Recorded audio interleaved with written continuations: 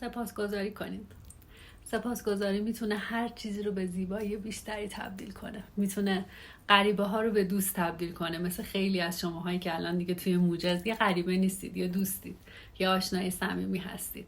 سپاسگزاری میتونه در اوج احساس پوچی و فرکانس شرمندگی و یا غم ما رو بیاره به یه فرکانسی که توش احساس کفایت و احساس مفید بودن داریم. سپاسگزاری یکی از رازهاییه که انکار رو به پذیرش، هرج و مرج رو به نظم و غم رو به شادی، بیماری رو به سلامتی تبدیل میکنه، به خاطر اینکه به ما احساس غنی بودن و کفایت میبخشه، چون ما رو متوجه تمام موهبت‌هایی میکنه که در اطرافمون داریم.